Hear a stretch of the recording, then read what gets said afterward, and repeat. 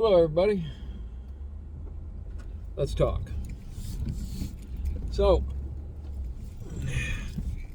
got into a discussion with one of my children today. It got me to thinking about things, about expectations. Now, I told you all the other day that I could tell who was going to win the Super Bowl because of the colors.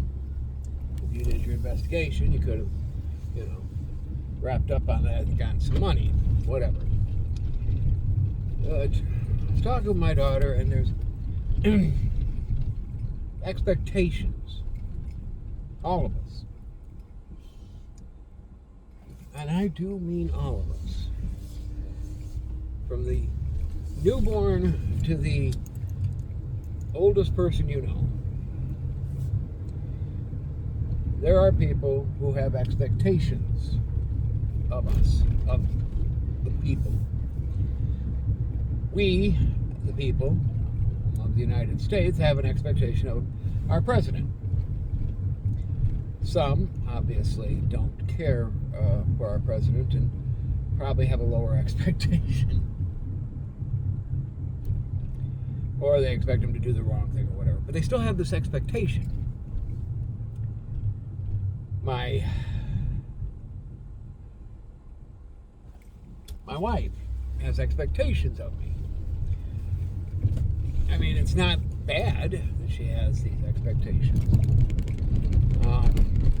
She just does, All spouses have expectations of their other spouse. I have expectations of my children. I have expectations of my grandchildren, my parents, my grandparents, whatever. I have expectations. We all do. But God has expectations of us.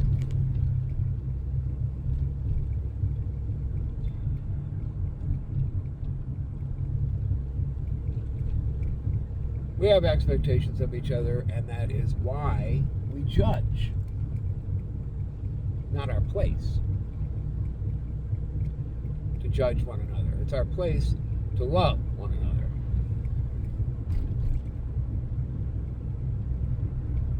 But we're given these expectations whether we want them or not. It's just one of those things. Things are expected. And the more you give somebody anything, whether it's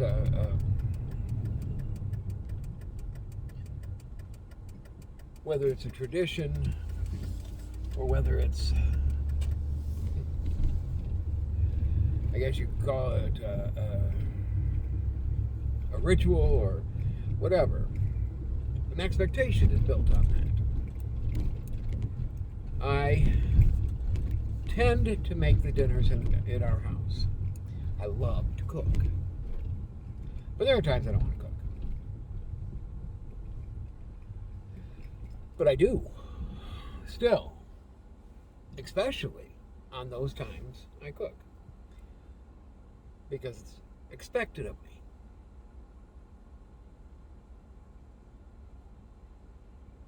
Because I've gotten into a habit of being the one that cooks. So my wife and daughter expect me to cook. And that's great. It's not a problem. I'm not complaining about it. I'm observing. When my wife gets out of work, I have built up an expectation of her. I expect her to call me and let me know, she's all right, she's on her way home, blah, blah, blah. It's not right. It's wrong of me to have an expectation. But I have an expectation. We all have expectations. We all have judgments. When I see certain people, I have expectations. For example, if I see somebody with wildly discolored hair, and by discolored I mean pink or, an unnatural color. When I see somebody with an unnatural color hair, one of the first thoughts, doesn't matter who, one of the first thoughts that goes through my mind is that they're probably lib. Nope. Again, not right. Very much not right of me. I shouldn't be saying that. I shouldn't be thinking that. But I do. Immediately. It's a judgment. It's an expectation, but it's a judgment as well. It's a prejudice. I have prejudged that person to be liberal. And that's wrong. I don't have a right to do that. People see me, white, Caucasian, bald head. Oh, he's a racist. It's an expectation they have of me. But it's not a fact. In fact, it's the furthest thing from the fact, because I try really hard not to have those expectations based on race. But we still have expectations. I had an expectation that the Seahawks were going to win.